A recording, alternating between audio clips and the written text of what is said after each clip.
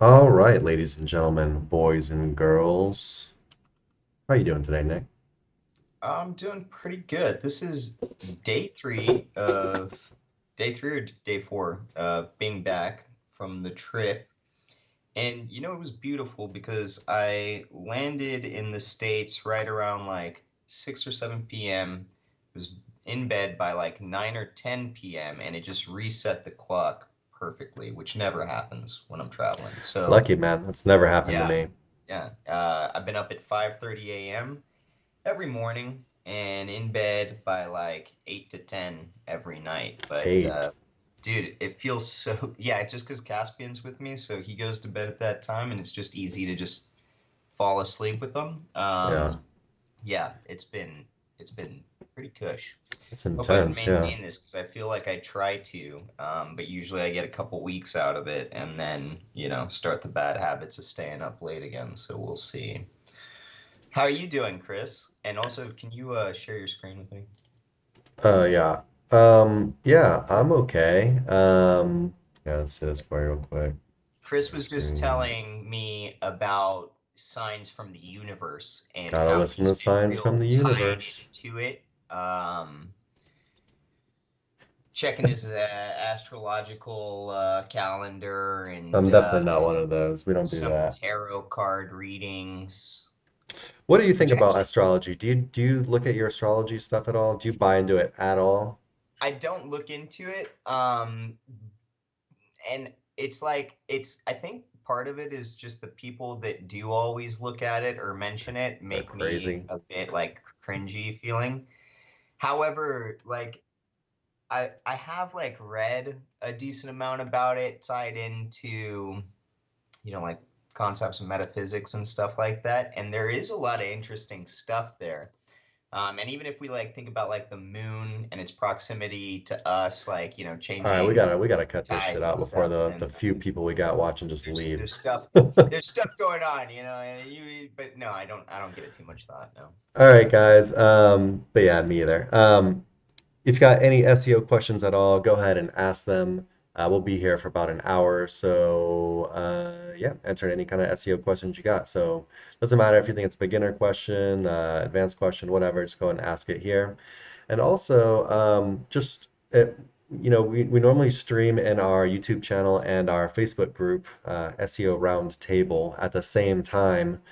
But apparently it's not letting us stream into the Facebook group today. So I'm thinking it might be because Facebook is no longer allowing API access into third-party services like the ones we're using to do dual streaming or like post scheduling or any of that kind of stuff. So maybe no live streams in the group anymore, which is kind of weird because it started as like a group thing and then we started or a group and YouTube thing, whatever. Anyway, might have to watch on YouTube from here on out or on our Facebook brand page, but maybe not in the group anymore. Anyways, let's go ahead and get started. If you guys got any questions at all, go ahead and ask them. Otherwise, I'm going to start getting to some questions that were asked in our group and stuff. All right. Sorry, one second. All right. Before the recent Google updates, I was using niche edits and guest posts for link building, but now I am unable to figure out which technique I should use to build links because mostly all the websites are showing huge drops in traffic and they are decreasing constantly. Even big and medium-sized sites like Windows Report and Make Tech Easier are losing traffic. Please help. Yeah, so first of all, basically, do you want links from websites that have been hit in an algorithm update? And our stance on that is no.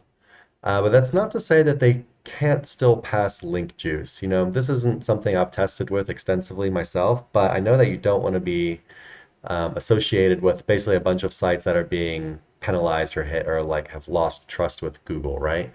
Um, so in general, do you want links from sites like that? No, you can go ahead and get them from another type of site. But also you're saying that, you're not able to find sites because all the websites are dropping, but that means that other websites have to be raising in traffic, right? For every one website that's losing rankings, that means there has to be another website that's gaining in rankings because there always has to be websites in like the top 10 positions for every keyword, right? So some sites are going to drop out, some sites are going to come in, and you just have to adjust accordingly, right? I'm not really sure about Windows Report or Make Tech Easier. But if those are sites that you used to get like guest posts on or something, you might want to avoid those anyway if everyone can just get guest posts on them. But yeah, I mean, I was gonna say, what's that? I was gonna say, yeah. Let me look up Windows Report real quick. Yeah, that's what I thought. But yeah, there's still tons of options for niche edits and guest posts. Um, Yeah, I mean, we still have our link building agency, and we don't sell backlinks on websites that have like a straight line going down. It's one of our quality checks. So if we can do it, you can do it. But yeah, if you're having trouble, you can also visit us over at sterlingsalot.co for a little help with your guest posts and niche edits. What do you got on that, Nick? Yeah, so looking at this, and before I start, can you hear the cartoons in the background? Yes, and can hear Carl walking around sometimes. Yeah, he's Carl is down, but let me fix the. Or here, I'll just say this and then I'll go do it. All right. So Windows Report, I'm looking at this. It looks like a Fiverr style guest post farm. I'm guessing, when you're talking about these backlinks that you're getting, it's probably a good amount of these. You're considering them, in sense of the size of the site. However, what got impacted, especially like the more I look into it, from not only the last algo update, but I'd say the last like couple, was more like content on the sites. Thin content, garbage content, real, loose AI based content, stuff like that, is tanking sites. And just like Chris said, no, you don't really want to be associated with those links. Now, if I get them and I'm mixing them in with higher quality links like what we sell over at Sir Links a lot, then you can get away with it a bit more. But if all you're doing is attaching yourself to these bad neighborhoods that are, all got popped on the last algorithm update, then it's not going to look too good. So yeah, that would be my advice. Let me go handle this real quick. Alrighty. Um, yeah, I didn't really look into those sites too much, but I did look at the traffic and it looks like it's definitely dropping like crazy. But yeah, there's still plenty of opportunities out there. Maybe just have to look a bit harder, but they're definitely there. Um, let's see what we got next. Let's see what Peter says. Peter, there are no stupid questions, bro. We got you. Might be a stupid question, but is it equally effective to include internal links in the header and footer compared to within the text? Do you have any tips for internal link building in general? Yeah, so a lot of people get like really crazy with internal link building and they have all these rules about do this, do that, whatever.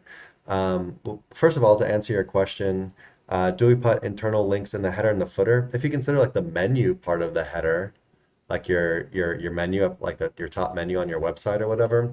But we don't, we're those are technically internal links, but when SEOs talk about internal linking, that's not really what we're talking about. But it should still be there, and it does help like link juice flow everywhere and everything, but it's not contextual. It's the same thing as getting like a link in like a footer or a sidebar. It's just like a word and then a link, right? So, context or like having a paragraph of like words around the link helps Google understand what the link is about better and gives it more relevance. So yeah, contextual links always better than non-contextual links. So yes, having menus is good, but don't try to do like crazy interlinking in your menus or your footer and stuff. Just do the stuff that makes sense down there. Your main menu should be used for like to help people navigate your website. Don't try to like do any crazy like SEO tricks with it or something like that. And then as far as internal linking in your content goes, like I was saying before, some people have like all these like crazy rules, like do this, do that, whatever. My general rule of thumb is literally just do internal links in your content that make sense to the reader. So, you have your whole website, and someone's going to be reading this article. If you have another article on your website that you're talking about in that article and the user might be interested in clicking in to learn more about that thing, put the internal link there. Like I don't think you need any like crazy like silo stuff. You don't need any kind of I don't know, you don't have to overthink it. Like, I think this is one of those things that people like way overthink. And maybe in the past, it used to be more important to kind of like try to like silo things to try to kind of like game Google's algorithm or whatever. But I think these days, Google's got a lot smarter. And if you just try to link to stuff that makes sense and that you're talking about the same thing and you link to another article, you're going to be absolutely fine. And what I will say as well, though, is I do think there still is value in varying the anchor text that you use in your internal links instead of just using like the same thing over and over and over. I don't think it's as important as external link anchor text, like for you're building backlinks to your website and you're using all like exact match anchors. You don't want to do that, of course, it's not natural. But when you're doing your own internal linking, I think it can make a lot more sense to use a lot of exact match, and partial match anchor text. But still try to vary it up because there's a benefit in varying it up because you're kind of like hitting more keywords, giving more context for Google to help understand the page. But yeah, not as big a deal for as external backlink anchor text. What do you got on that, Nick? Yeah, completely agree with everything. Contextual links are typically always going to be, or not typically, but always going to be more powerful than footer links, things like that, sidebar links. But what I would say, just the only addition I can think of is, for your footer and for your sidebar, what you want to conceptualize is like you're creating crawlability throughout your website. So what's most important to put in there is not like, stuffing, because you sometimes, especially on local sites, you'll see people where they've got like 40 or 50 links in the footer. And I think that A, looks atrocious, but also, isn't the best way to go about things. What you want to use there is your hub pages. So, for me, automatically, if I'm building a new site, then on the sidebar in the footer, I'm going to add things like my category pages, my newest articles, things that I want to get crawled so that then, these crawlers are going across the website, and digesting the data that you've got on there. So a good rule of thumb is to just keep it concise, but make sure that it allows for crawlability to everything that's, on your site. Yeah, But yeah, absolutely. that would be it. Yeah, footer, header, and sidebar. I use just only for driving traffic where I want the traffic to go, but also things that I know they need help in like figuring out how to go there, right? So Mhm. navigation, but also like where I'm trying to drive them, but not for just like regular like internal linking or something like that. But Just a lot of the times you'll see like people do this crazy shit. Like they'll have this like insane footer on every page of their website with like yeah. hundreds of links in it, or like these crazy sidebars and stuff, or like the mega menus on their header menu. I actually saw something kind of interesting. I think it was Cyrus Shepard, the guy that uh, like was like a plant at Google, or he was a Google search Oh quality yeah, yeah, rater. yeah. I remember his Um, speech yeah, he did this and thing. little he put together some sites that he analyzed and some data, and one of the points that of interest was sites that had a mega menu, which is like your navigation menu at the top. When you open it, it was like a ton of links. Had a much higher chance of getting hit in the most recent Google helpful content updates, which is interesting. It's not something that everyone was really talking about, but it was just kind of like one data point or whatever. Something to think about. Um, Just real quick for a visualization, like if you're having a hard time with this, you've got 100 areas served pages. You don't need all of those in the footer, but you no. can have a link to your areas served hub Yes. page, which is typically a category page or something, and then you're getting a crawler there, and then you're, allowing them to If it crawl was and only 10 or religiously, and 20, then I it's might consider it categorized though. properly. Do what? Would you consider it if it was only like 10 or 20 service pages, like areas Yeah, served? I would still just do in the footer and sidebar just Just an areas areas served page. and services personally, Gotcha. It's cleaner for sure. Less spammy. cleaner. Yeah. Less spammy. All right. Hopefully that helps. You are welcome, Mr. Peter. Y'all got any other questions? Go ahead and ask, guys. Otherwise, we're getting to some questions that have been asked in the group. Um,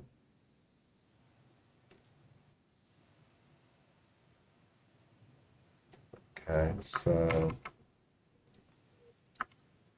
sir, I am a newbie. Can you share a WordPress template which is best for a local SEO or rank and rent? So I can't really share a template with you, but maybe you're asking about kind of like what like theme or like what you should use in WordPress to build these things. So I guess I'll show you my favorites. My favorites are Elementor and GeneratePress. And the reason these are my favorites is because other people have said it's their favorites that know more about this stuff than me. Because I don't want to waste any kind of time thinking about this kind of crap because it's not important. So I basically let other people waste their time figuring it out, and then I just use what other people are using, right? So here's Generate Press, and then they also have Generate Blocks, which I think is the paid extension or whatever. But anyway, Elementor has a free and a paid one. I always use the paid one because the free one is definitely missing some features. You can also use Divi, but a lot of people hate Divi, but a lot of people hate everything. It doesn't really matter what it is. Divi is super easy to use, but they all have like kind of like their own problems and stuff. Generate Press is a free theme, and then Generate Blocks is the paid one. People like this one because it's supposed to be really good for like page speed and stuff. And then Elementor, I think, is kind of like just the best all-around option for a page builder because you can pretty much do anything with it, and you don't have to like take a bunch of like shortcuts. Like I know, like on Divi and Generate Press, like you'll be trying to do something, and then you'll have some issues, and you might have to do some like CSS or like some weird coding kind of stuff to get around it. Whereas Elementor, you can pretty much do whatever you want. And Elementor, the paid version, also does have a bunch of like templates and stuff in there for you. So if you didn't want to, if you don't know like anything about web design, if it would take you like a stupid amount of time to actually do it yourself, you could hop into Elementor or also Divi. Divi has as well. I'm not sure about. I don't think Press does. Maybe it does, but Divi and Elementor both have it for sure. Where you can just get plug and play these easy templates or whatever, and just go from there. Change them up a little bit, make it easy for yourself. But yeah, I'm not really sure if that answers your question properly, but hopefully it does. But yeah, I don't have like I don't have like a template for like a local SEO site for you or for rank and rent or whatever, but those places do. And if you need more help with like a template for like site structure and stuff, you can also just look at like the top rankers for like a couple like local keywords or whatever, and they'll have it, pretty much mapped out. And it's always kind of the same. You have your home page, you have a areas served page with all your location landing pages. You'll have a services page with all the different kind of services that your company offers. Probably have a about us page, meet the team, contact us page, maybe a blog reel, pretty simple stuff like that that you can see just looking up any site. But I think some of these page builders also have templates like that as well. You got anything on this one, Nick? Um, I'll just say that, I've got sites using Divi and sites using Elementor. I agree completely. Elementor is much better. But having said that, Divi, you're not going to run into issues with it really until your site gets pretty large. And then you start running into annoying issues. So, if you haven't started yet, Elementor, I think, would be the best way to go. Yeah. And if you're asking about specific themes, right now I've got a site we're using Bloxy on with Elementor, and it ranked up within 4 months. So light, easy, no arguments there right now. Yeah. And then yeah, if you're really looking for like a completely free one, might look into Generate Press, see how that works out for you. But yeah. Alrighty. What do we got?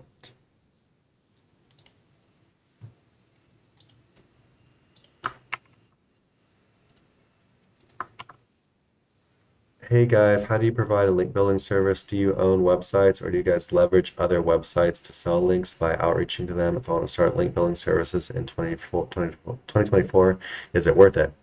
Yeah, so one of the we work for Sirlinks a lot. We're the founders of sirlinksalot.co. So we are a link building agency. That's how we make all of our money. So yeah, I mean, having a link building service in 2024 is definitely worth it. And one of the good things about link building is I feel like it's always going to be worth it. Everyone needs authority, and authority is just getting more important as far as every algorithm update that Google releases, right? So is it good to start one in 2024? Yes.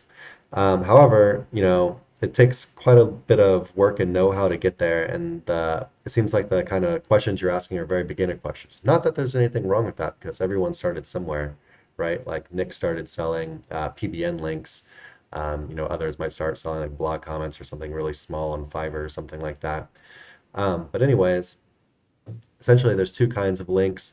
The websites, if you own the website, that'll either be called a PBN or a guest post farm, which is different from a guest post. A guest post farm is kind of like a PBN, that's just a little bit higher quality and a little more love put into it. Higher, just higher quality. But essentially, it's the same thing as a PBN. It's owned. It's really its only purpose is to sell links, or maybe like one of the main monetization methods of the website is to sell links. PBNs, on the other hand, they're 100% only for building links, right? But the websites, the links that end up doing the most for your rankings and the ones that people want the most or willing to pay the most for are not guest post farms and they are not PBN links, but what we would call guest post or link insertion, which is a website you don't own and you contact them via outreach. It's a numbers game. You have to contact a bunch of websites, try to get some that will allow you to submit content to them and put it up on their website, yada, yada, yada. Um, and then, of course, you could also do PR link building as well, which is more like around based on content creation. You try to create some like very viral content, and then you're outreaching to journalists to try to get them to pick it up. Um, and that's kind of it's a kind of different than the way that all the other kind of link building works, which is all kind of based on outreach. But you can get some really crazy links doing it that way. But these campaigns also tend to be really expensive. So, if you wanted to do PR link building, maybe that could be good for you as well, because it's actually getting really popular right now, more popular than before at least. And yeah, maybe a good avenue to go, but it takes a lot of know-how and creating like actually good like viral content with like good like stats and data and stuff is can be a little bit trickier than sending a bunch of outreach emails saying trying to get to negotiate with people. But yeah, what do you got on that, Nick?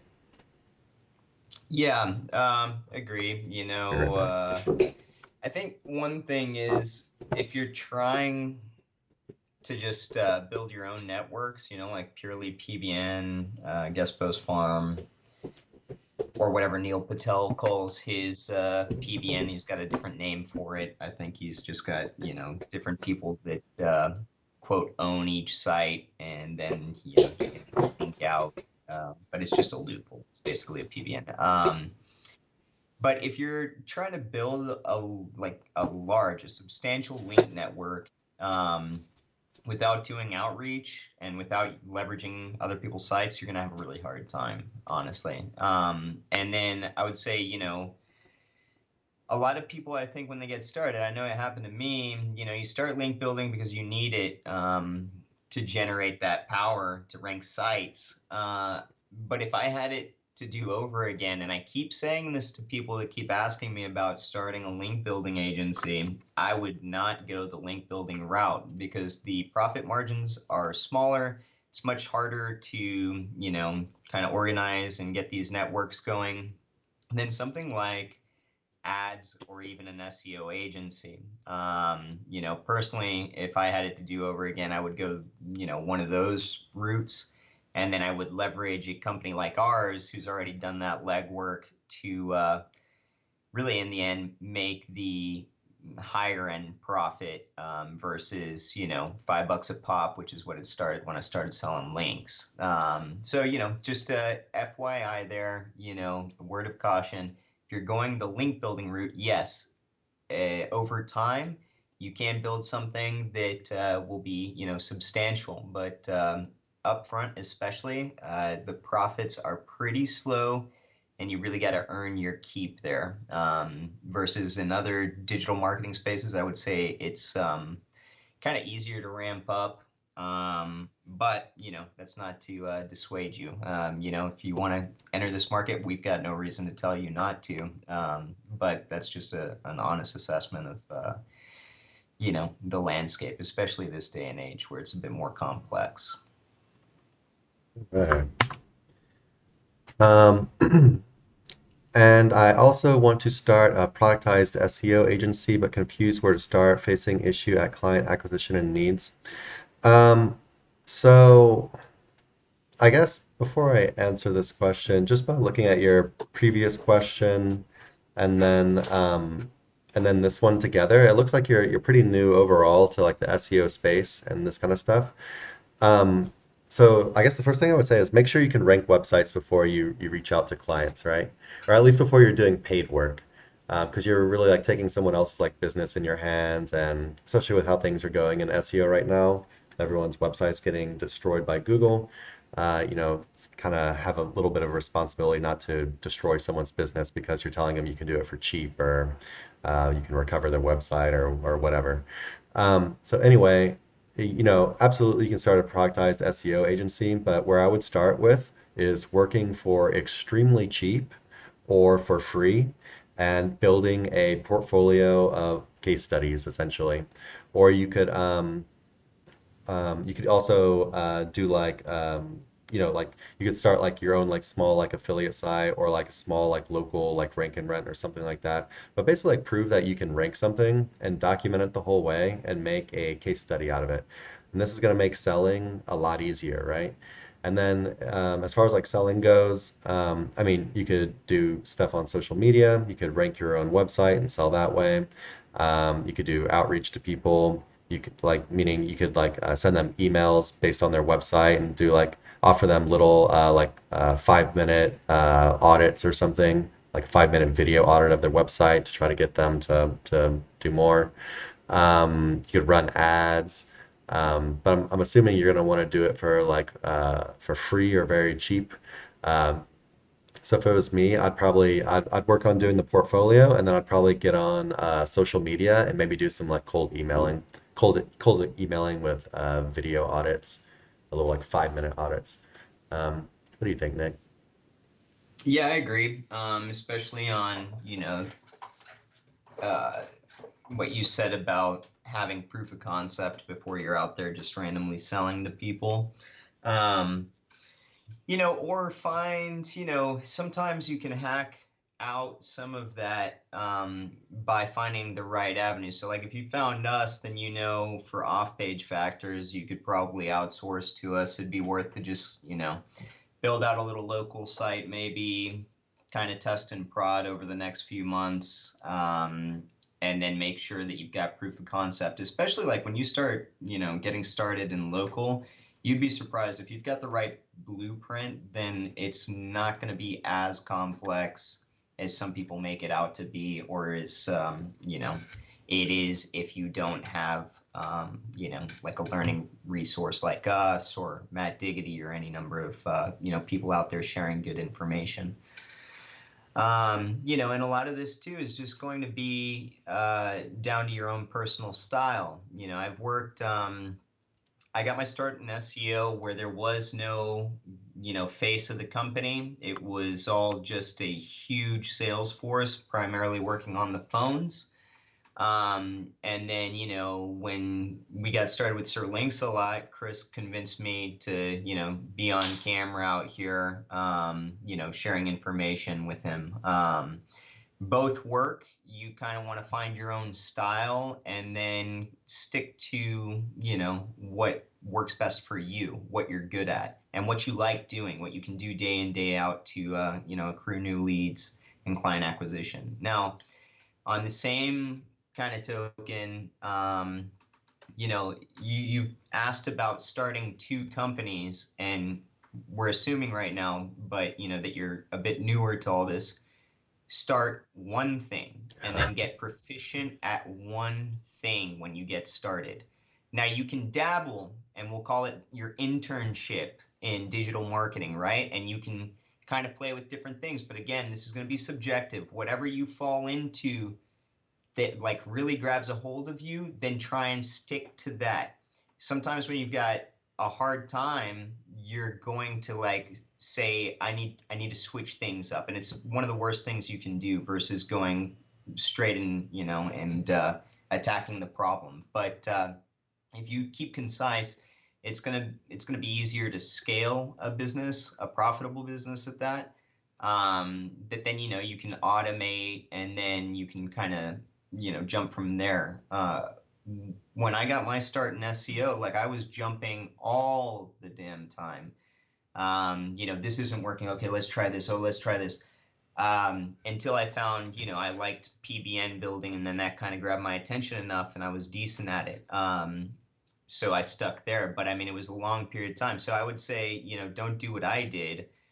Maybe try a few things, see what really grabs your attention, and then stick to one thing until you see it all the way through. There's been countless SEOs that we've seen over the years that get started and they've got all these ideas. It's easy to eat with your eyes in SEO.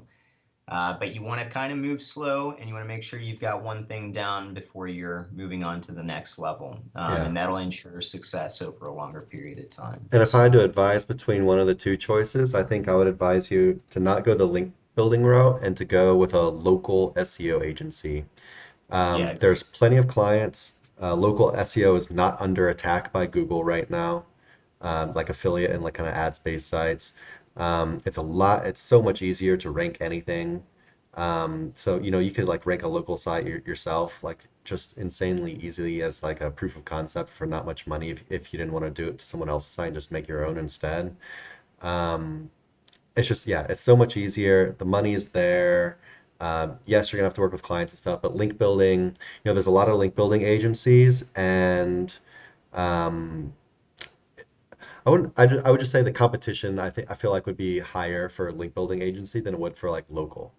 Because there's a ton of link building agencies and there's also a bunch of really good link building agencies. And there's always room in the market for more people. However, I just feel like it'd be a little bit of a harder sell, especially with if you're doing like cold outreach and you don't have any kind of like name behind you yet, because the last thing anyone wants is someone else in their DMs like, "Hey, sir, you want to buy a backlink?" Because people just get ignored and blocked, right? So if you're gonna do that, it's just I feel like it'd be a little bit harder to get up and running versus local, right?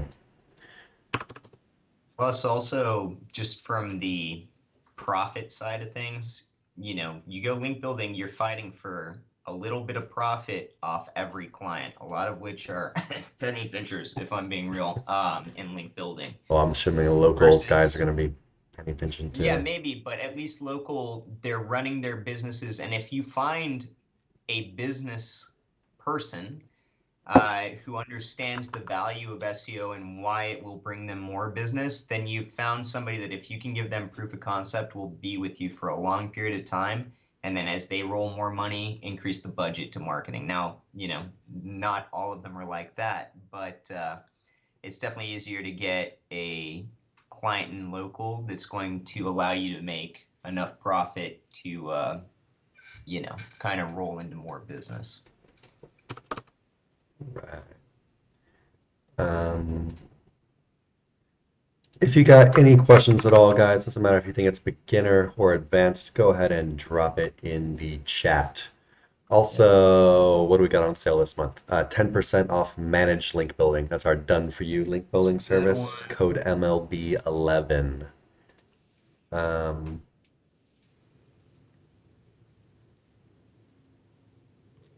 yeah, Masihi, sorry if I'm saying your name wrong. If you got any questions about that, go ahead and drop them, man. Why a drastic drop in all keywords except for brand keywords? What is the solution sequence? That someone asked us in our Facebook group before, and honestly,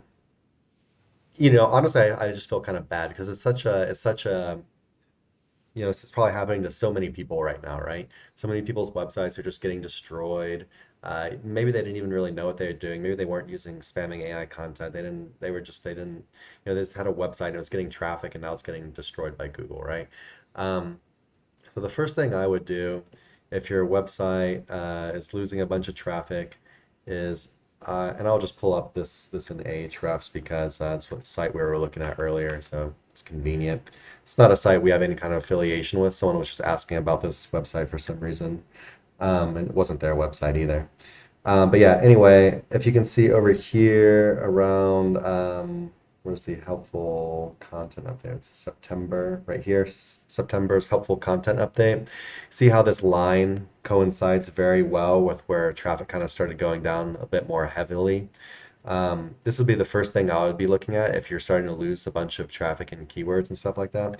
See if there's any algorithm updates that coincide with like right around the date where you started losing traffic. Google algorithm. If you don't have Ahrefs, you can also, there's a bunch of places where you can go and look at like the history of algorithm updates. Well, they'll have all the dates and what the name of the update was and kind of like what the update was about and stuff. So, if your traffic started getting lost right around any of these dates, then um, yeah, there's a good chance that you got hit by whatever that update was, and you can kind of dive in a little bit more deeply from there. If you're asking this question recently, I'm assuming that you got hit by either the September helpful content update or the March 2024 core update, which also includes helpful content now as well. And there was also a spam update released on the same date. And this one is actually still rolling out. So, this is March 2024, but we're in April 24th now, and it's actually still rolling out. I don't think there's ever been an algorithm update that's lasted for this long.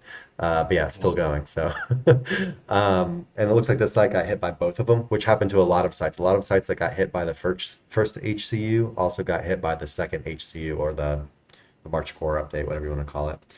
So anyway, that'd be the first place I look. Actually, I guess the first place I would look to see would be to see if you have any manual actions. Go into Google Search Console and see if you actually have any manual actions listed in there saying, hey, we gave you a penalty because of this. Because a lot of these sites, like over here, that got hit by HCU, they won't actually have a penalty in there. It won't be a manual action. It'll actually be hit by the algorithm. And if that happens, you won't have something notifying you in Search Console. They just make you try to figure it out on your own, right? Um, Other than those things, that's what I'd really be looking at. But, to be completely honest, it might take someone with a bit more know-how to go in and like audit stuff. Auditing and figuring out why a website has lost rankings can be one of the harder things to do. Um, there's just a bunch of different data points. There's a bunch of stuff to look through, and it's hard to tell exactly what because there's nothing telling you the answer, right? It's kind of like detective work and trying to get like best guesses or estimates based on your experience, right? Um, but yeah, what do you got on this, Nick? Um, yeah, it's rough, especially for people maybe just getting started within the last like few months. They got some traction and now they're in the dumps. If you are still, if your brand is still, ranking for at least brand search terms, then you're not completely de-indexed. One second. While Nick's doing that, I guess I could also pull up this Uh, old article we've got over here. Just some stuff, starting at the top, some stuff you look through. Manual actions, the first thing I talked about. Then you got algorithm updates. Check out your site structure, your content, like how are you doing your content? Is it AI spam? Is it generic? Are you regurgitating what's in the top 10? Those are some big things to look at right now, especially with the new updates. So you can see if your site's got hacked. See if your site's not indexed. The way you could check that is you do site colon sir linksalot.co. This will show you, got this many results in the search index, meaning that, basically if it says like 0 or 1 or something, then your site's been de-indexed, which is really bad. Google's just like basically taking it off the internet. Um, WordPress updates, losing backlinks, anchor text over optimization, of course. If you have like a really spammy link profile, check for some negative SEO. There's a lot of talk right now with these links going around that at the end of the link it'll say k.html, and they're normally linking to a bunch of like images in general. But a lot of people are talking about these for some reason. I've seen some sites that have been hit that I've audited that had them as well. that were lost all their rankings.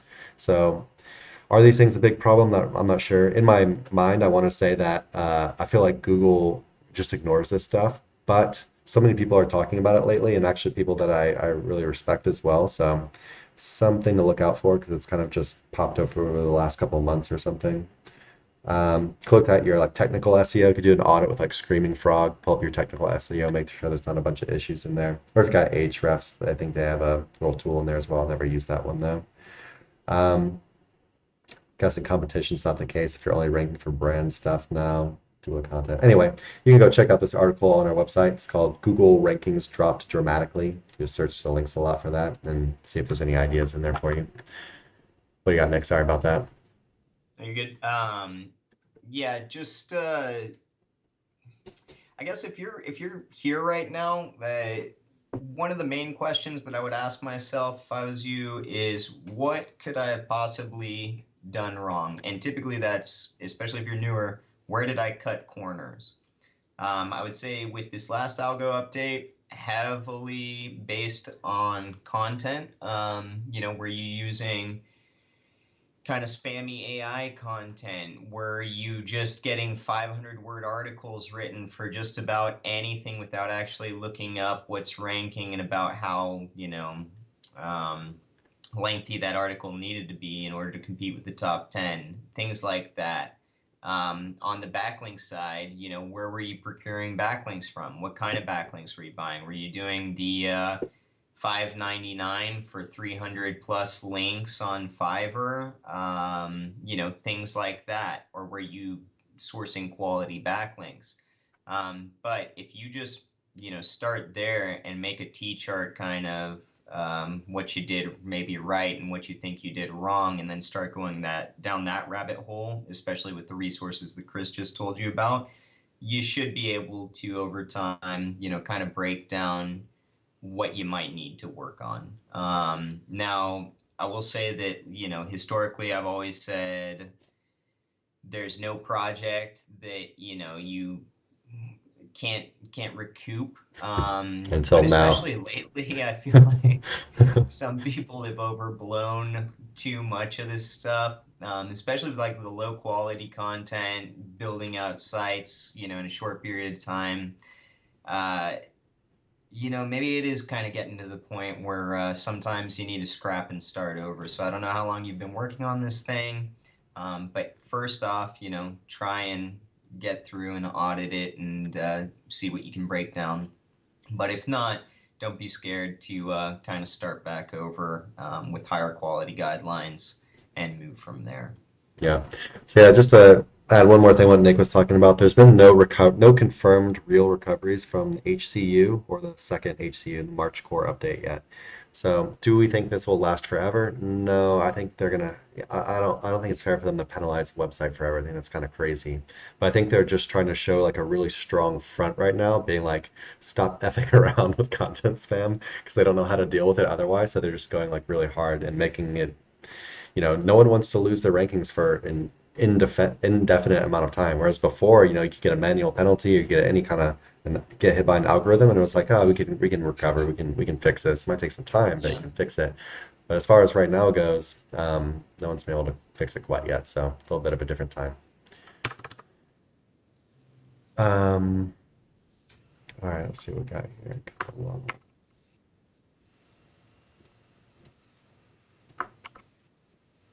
Um, After watching the video ranking insanely cheap link building, I have some questions because I've recently watched a case study similar to that.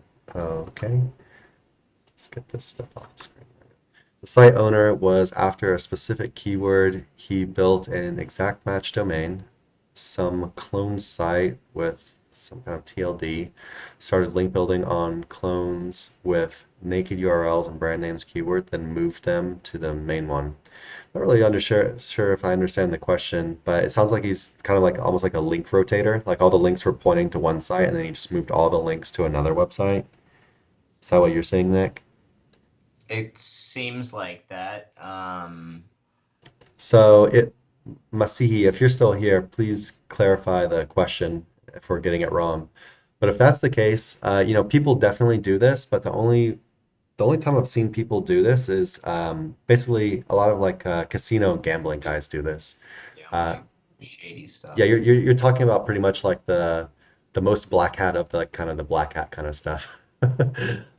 So can it work? Yes, but what usually happens when they're doing this kind of stuff is they rotate all the links get pointed to the new clone site that they just built programmatically in less than like 5 minutes or whatever, and then that site will rank and they'll make some money, some serious money off of it, and then Google will penalize that site, and then they'll automatically create another one in 5 minutes, rotate all the links over to the next one, rank that one over and over and over and over again.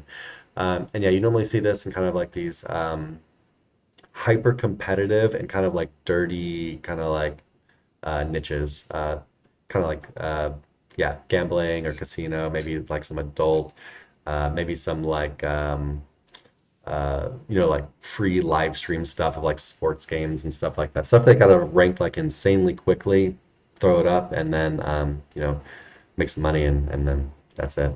So yeah, it can definitely work. We are not really experts on it, but if you're trying to build like a brand for like the long haul, if you're trying to make a site that doesn't get penalized and you don't want to start over, over and over again, then it's not something we can recommend at all. Definitely stay far away from it. What do you got, Nick? No, that's about it. I mean, if you're after more of a churn and burn, rob the bank kind of situation where you get up into a SERP real quickly, but it's worth a good amount of money, and just wait for that asset to burn out, then that's fine. But it's a completely different game. It's really not the type of, campaigns we work on or preach here at Sir Links a lot. They can work, but again, you're playing a different kind of game. So yeah, all up to you and what you want to do as far as your campaign for that particular project. Okay. So Nick, I don't know if you can see Leo here. I'm not going to put this on the screen just because we don't really do much with like hacked stuff at all. Um, So it's got spam URL showing in his website search console. WordPress was hacked. Redirects to my homepage.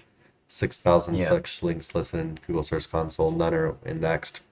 Um, Sorry. Yeah, so I would honestly, and you can go just to like Fiverr and you can type in website has been hacked or anything like that. Yeah. And you can hire a specialist to go in there, clear things up. They'll do it pretty rapidly, or you could get on Upwork, but honestly, the Fiverr guys, just check their reviews, make sure they've got a long-standing history of being able to do this kind of stuff, can go in and they can clear out all the issues. And unless you're a security person, which I'm definitely not.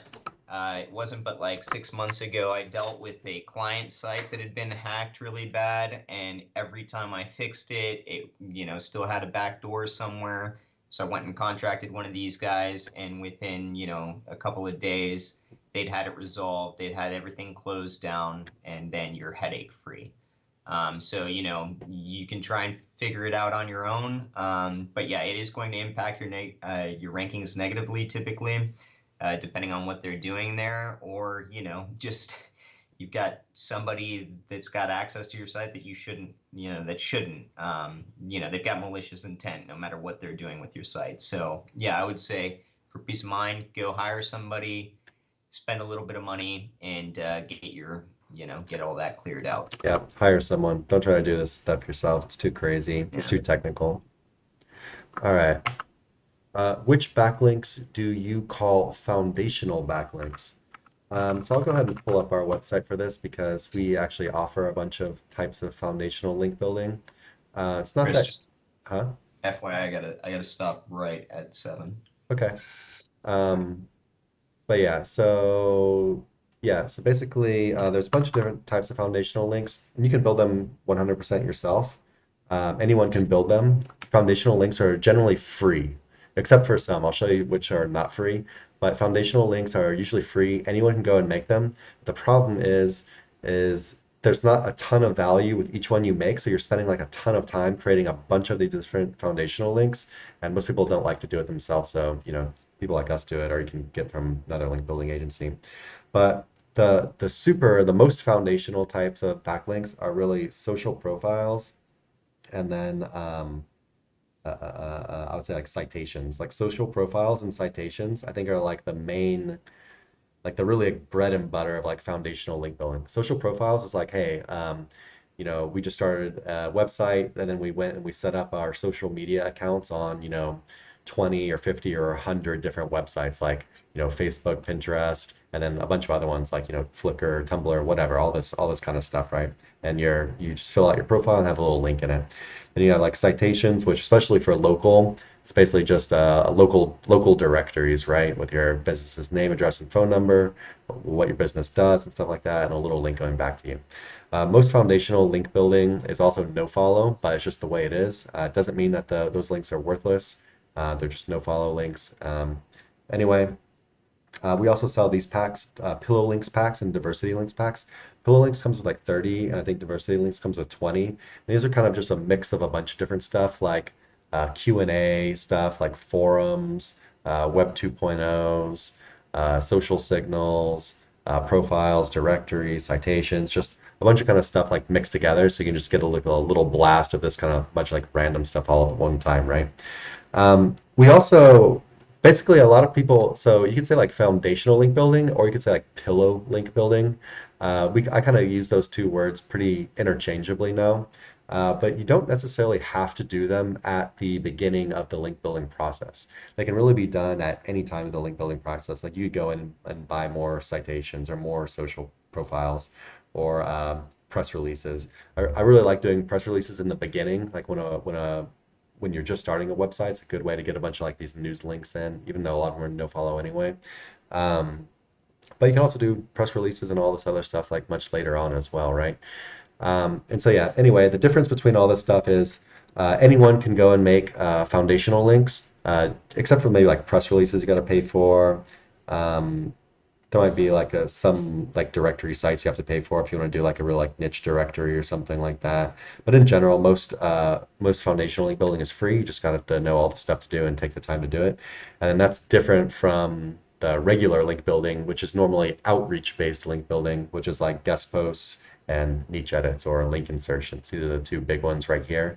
These are different because you can't just go and create these. You actually have to do a bunch of emailing. You have to find sites to reach out with. You have to negotiate something with them to get them to put a link on their website that links to you. So yeah, these are the ones that really have most of like the power and the authority and that are really gonna like push you forward. And the rest of the stuff is used for creating a foundation, creating diversity, getting some crawlers like moving into your website, and having a diversified, yeah, backlink profile that looks natural rather than, I don't know, just doing something maybe like slamming a bunch of like PPN links or just starting with guest posting immediately, right? Yeah. What do you got on that, Nick? No, yeah, I agree completely. And yeah, those are the type of links you'd want to use for foundational link building. Just to go back to a little bit of like, the question on the definition of it, I guess. Like Chris said, you're trying to create crawlability to a fresh site, right? So these are all the links that you would imagine come in. They've got very natural anchors.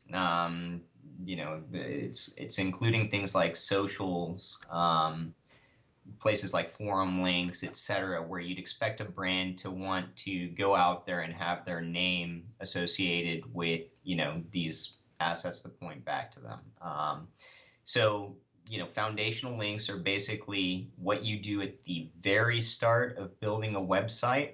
You don't typically come back and do too much more foundational or pillow linking over the course of time. Now, like Chris said, you might do a press release or something like that every once in a while, and that is kind of like a refresher.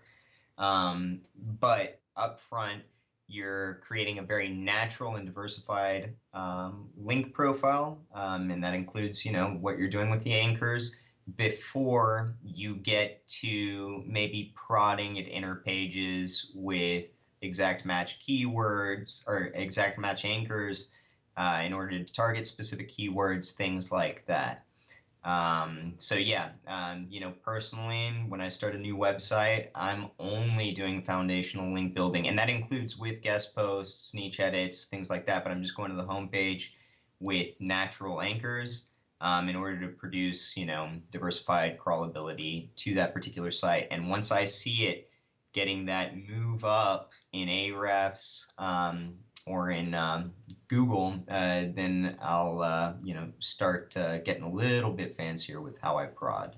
Yeah, that's a good But point. When you're doing your foundational link building, just build them to your homepage, guys. Don't get crazy.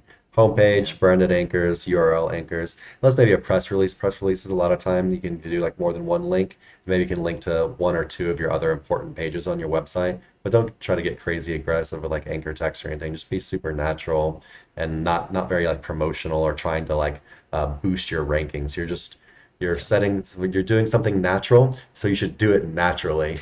Like so, foundational link building is all about like this very natural white hat stuff. So don't mess it up by trying to spam like yeah. exact match anchors and stuff. You're like it's the opposite of what you should be doing. So just be super natural with it and you'll be fine. Don't try to get like crazy rankings out of it. It's not gonna happen. If you get started on the wrong foot with foundational link building, like you're doing a bunch of exact matched inner pages and stuff like that, and it hits you where you're not ranking right out of the gate, you're gonna have a hard time getting that thing to perform over time after that. Yeah, might as well just Uh, start over at that point. yeah, Rather than trying I to would clean it up. It's advise going to be that. more expensive to clean it up. Just start We over see it all the time. for So sure. yeah, be safe. All right. You're gonna take off, Nick? Yeah, I gotta go. I'll probably stay here and answer a few more questions for like 10 minutes or Cool. so. All right, see y'all later. Thanks for showing up. All right, adios, Bye. amigo. There we go. We turned Nick off there. All right. Let's see what else we got. I'll stick around a little bit longer for you guys since I love you all so much. Um, duh, duh, duh, duh. I see he says, if I want to test out this on a small scale, which plan server should I go with from Sterling's a lot for a link building staying in budget? Masihi, if you're talking about the link rotator thing where you're rotating all your links from one site to another and switching them each time this website gets penalized, you can't do that with us. We don't allow clients to change the links to a new website or something like that. Just we it's a hard line that we draw because it's super unnatural. So we don't want to do that, and we don't want to try to make any of the websites that we work with do that either, because it doesn't look good for anyone. It's like a very easy way to show Google, hey, all of these websites are working together at the same time to rank this one. It's a massive footprint, and it's a good way to get everyone penalized and everyone in trouble. So we don't do that at all. If you wanted to do like link rotator stuff, like the super black hat stuff, you're gonna have to look into someone with like really low budget, probably like PBN or like spam networks and stuff like that, which is not something we do at all. Like even we do have a PBN network. PBN links are one type of link that we sell, but we won't even allow this on our PBN because we don't want to get our PBN destroyed. So, yeah, generally people use like a bunch of like really like spammy, like the really like the dirtiest of the dirty, the cheapest low quality stuff you can possibly imagine for this kind of stuff. Or site, yes, maybe their own PBN. Um, yeah.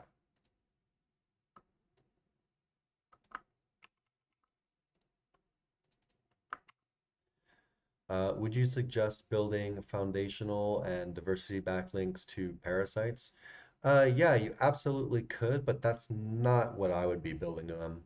If I was building backlinks to parasites, let me pull up our website again. I'll show you exactly what I would do. So building backlinks to parasites, I would, oh, I don't know why Nick is still there, frozen in time. There, got him off. It's like Nick's ghost, right? All right, anyway, yeah, so we've actually got this page. It's kind of new on our website, tier two link building. So we'll just go down here if it will work, and then scroll down. And basically, the two types of backlinks I would use for tiered link building, or not tiered link building, but this is how I would do parasite link building, is I would use niche edits and PBN links. And I would use, it really depends like how much money you want to spend to power them up. But in general, you'd be using our low authority niche edits and our low authority PBN links. You could go with higher authority, but the thing is you basically you don't want to be wasting a ton of money on powering these things up without figuring out if they're going to perform well or not. So I'm actually not a super big Parasite SEO guy myself, but we had Charles Float on our podcast, and we also had Jackie Cho on our podcast. I believe they both talked about Parasite, but I think it was Charles more so that was saying basically, or maybe it was Jackie. Anyway, basically, you get the Parasite article, or maybe even articles, you let it rank, you put it out there. If it doesn't show up anywhere like on page one or even like the top of page two or something, you just forget about it. But if you get the Parasite article and it shows up kind of like on the bottom of page one or something, say, well, okay, this happened really easy. Maybe now I can invest some link building into it, because it won't be a waste of money, right? Versus if it like you get the Parasite article and it's on page like four or five or something, like, do you want to build links to that thing? Maybe not, because the point of Parasite is that it ranks quickly, right? Because the domain's supposed to already have that authority. So anyway, if you get the article and it ranks, on page one or maybe high page two or something, and then you let it sit for a couple weeks or so, and you want to just start building some links to it, you can. But yeah, in general, um, for a lot of this kind of stuff, we use our lower authority niche edits, which would be down here, like these barrage link packs right here. These are, only RD 10 to 50, or these level one bulk packs, RD 50 plus. And these end up being like $40 per link.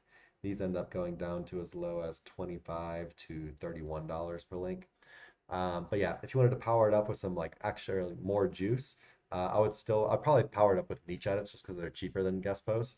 But I'd be more looking at this kind of tier right here. Like if you're really trying to push it into like top positions or, had some decent competition. But at this point, you're really talking about like kind of a significant monetary investment, right? Between paying for the Parasite article, or maybe you did multiple Parasite articles and interlink them together on the same website or whatever, and then you're investing in these more pricey links as well. It could really add up. So it just depends, like, how much money you got to burn on the project, how lucrative the keyword is that you're targeting, stuff like that. But yeah, in general, niche edits, and then you could also do stuff like PBN. PBN are cheaper, they got that power to them. Um, we got homepage rentals, but honestly, I probably wouldn't do the rentals. I'd probably be doing our PBN guest post or our PBN niche edits, which is basically just a guest post or a link insertion on a PBN site instead of being on the homepage. But yeah, these are quite a bit cheaper, right? And they still got some power behind them, so you get some more of them or whatever.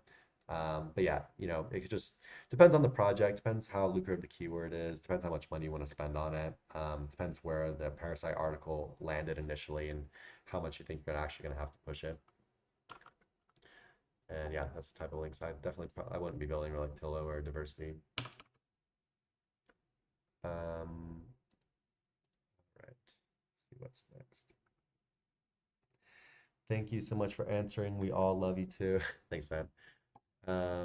Yeah, if you guys got any questions left, go ahead and drop them in the chat. I'll probably stick around 5 minutes, 10 more minutes. Yeah, so any more questions, go ahead and drop them. Doesn't matter if you think it's beginner or advanced, I'll answer it while I'm here. Let's see what question I got next.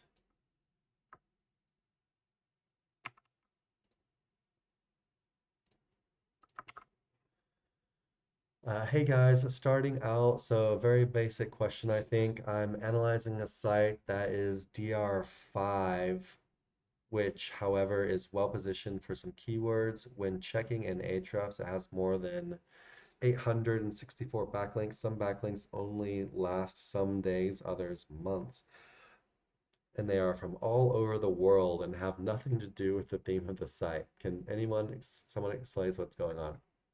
Yeah, so they're using it's backlink spam, right? They got a DR5. They're being propped up by a high number of low quality, non or not irrelevant links. Irrelevant meaning they don't match the same like niche, or this just doesn't make sense for them to be linking to, right? But if it's just all over the world, so like for example, our websites are links a lot. We get links from other countries. We get foreign links from websites in India or Pakistan or China or whatever. But some of these are actually legitimate, right? Because there's people in other countries that we're an international business. We sell backlinks to any people all over the world, so we get links from other countries. But if they're not relevant, meaning that it doesn't match like the niche at all, then probably not. the backlink profile that you want, right? So for example, if the link is coming from a website about or an article about like cats and dogs, and it's linking to your website about best weight loss supplements or whatever, then obviously it's a spam, like irrelevant link. But a lot of people also highly misunderstand relevance. So, for example, I had this guy talking to me on LinkedIn recently, and he was saying, "Hey, I've got a manufacturing site or a business, a client or whatever, and I need some links from manufacturing sites." And so I think this is like the highest level of misunderstanding of relevance that there is. Just think about this. If you're a manufacturing business, are any other like what manufacturing websites are there? Like, and are you only going to get linked to from websites that only post content about manufacturing? And this, it just doesn't happen in the real world. It's just not how the world works. People are going to link to you from a bunch of stuff, manufacturing. So maybe you're getting linked to by from people with marketing websites, from like doing drop shipping or whatever. Or maybe it could be even like be a more general news site that covers manufacturing news or the economy or whatever, stuff like this.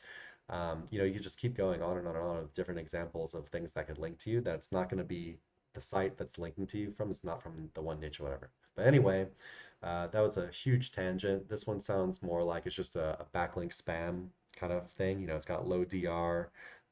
They are ranking for some keywords, but it has a really dirty backlink profile. Um, I'm not sure why you said you were analyzing this one, so I'm going to read again. Analyzing site 205, blah, blah, blah.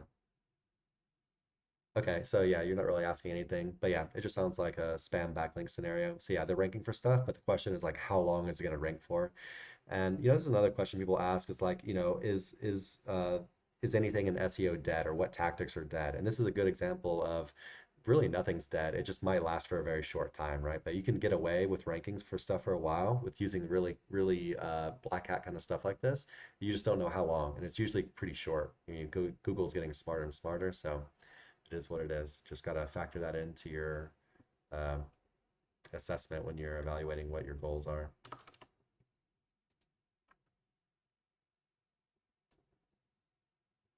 Carly, hey Carly, says quick one to say it's been a while since I've been able to catch you. I'm in Australia, but it's great to catch you live. Keep up the great work. Hey, yeah, nice to see you, Carly. Yeah, we've been doing live streams at like super random times. We've all been traveling a bunch and just in random countries and whatnot, and the time zone differences, everything is just really weird. So we'll probably keep doing live streams at random times for now, but actually might start doing them early in the morning like this for a while, but we'll see. But yeah, good to see you. Um, all right, guys, I need to go to the bathroom and I'm getting kind of tired of talking so much by myself, so I think we're gonna call it there. Yeah, we've got with code MLB11, you can get 10% off our done for you link building service. That's basically where you give us like your SEO goals, like what you're trying to rank, and you tell us what your monthly budget is, and then we just take care of all the link building decisions for you, right? We analyze your site and we say, oh, he needs guest posts, or oh, he needs niche edits, or oh, he needs link insertions, or oh, he needs this type of anchor text. Oh, we should link to this page. Our team take care of all of it for you. You just give us your monthly budget and your goals. We do the rest. 10% off for 6 more days. Yeah, basically till the end of the week, until May 1st. Um, what else do we got? I can't remember if there's any other cool news I can share for you guys. Oh, I guess I'll mention this. I should probably start mentioning this more. But I don't know if you guys know, but we have our own affiliate program where you can make money by promoting our company, Sir Links a lot. And so if any client that you refer to us, if they buy stuff from us, you get 10% of everything that they buy for their lifetime. So not just their first purchase, but any links they buy from us forever, you get purchased for them. So yeah, if you guys want to check out our affiliate program, go ahead and check out this link over here. I think I'm sending an email about that today as well, just trying to kind of promote this a bit because it's not something we've really promoted much at all. We've got a couple, we've got a decent amount of affiliates, but yeah, it's just not something we promote very much. What else we got that I can tell you about? Been producing more like link building content for the blog. That's slowly going up. If you check our blog out over there, that's linksalot.co. Gonna be doing some more site audits. Yeah, I think that's about it for now. Check out the sale if you're interested in some link building, or else I will see you guys in about a week or so.